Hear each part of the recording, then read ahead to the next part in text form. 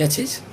देखिए अंतःस्रावी ग्रंथियाँ ना, अंतःस्रावी ग्रंथियाँ की संख्या पूछ रहे हैं। देखिए मैं बता रहा हूँ, 9 होती है मुख्य रूप से अगर देखा जाए तो। अंतःस्रावी ग्रंथियों की संख्या कितनी होती है? 9 होती है। पहला होती है पिट्यूटरी ग्रंथि, है ना, इसको मास्टर ग्रंथि भी हम लोग कहते हैं। और उसके बाद होती है पिनियल ग्रंथि, थायराइड ग्रंथि, पैराथायराइड ग्रंथि, और इसके बाद आपका थाइमस ग्रंथि, एड्रीनल ग्रंथि, जनन ग्रंथि, हृदय, वृक्क और नॉन एंडोक्रिन ऊतक और आहार नाल के विभिन्न भाग, ये सभी अंतःस्रावी ग्रंथि हैं।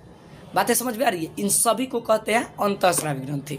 ठीक है, अब आप पिट्यूटरी ग्रंथि पूछ रहे हैं, यही ना? तो यह कपाल की जो एस्फेनाइड हड्डी है, एस्फेनाइड हड्डी में जो है एक गड्ढे में उपस्थित होती है।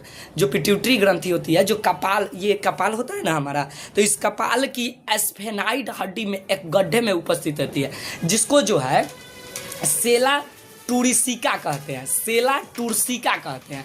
और यह तालु एवं मस्तिष्क के अर्धतल के मध्य में हाइपोथैलेमस के साथ एक वृत्त के द्वारा संबंधित रहती है। समझ में आया? क्या चीज?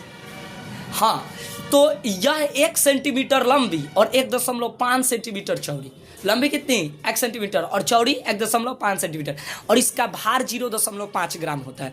ये याद रखिएगा, भार 0.5 ग्राम होता है। पिट्यूटरी ग्रंथि के 2 भाग होते हैं, एक होता है अग्रपिंडक और एक होता है पश्चपिंडक। ठीक है, एक होता है अग्रपिंडक और एक होता है पश्चपिंडक। और सूक्ष्म रचना के आधार पर जो है इसे 6 भागों में बांटा गया है। पिट्यूटरी ग्रंथि को 6 भागों में क्या कर दिया गया? बांट दिया गया। अब आया समझ में? 6 भाग का नाम। अरे बाप रे बाप, इतना अंदर से 6 भागों का नाम सुनिए।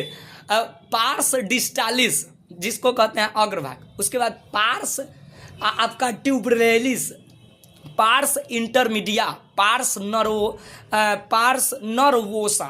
नर्वोसा, और आपका एक होता है मीडियन एनिमिनेंस, और लास्ट होता है आपका इफंडीबुलम, जिसको पिट्यूटरी वृंत के नाम से जाना जाता है। आई होप आप समझ रहे हैं।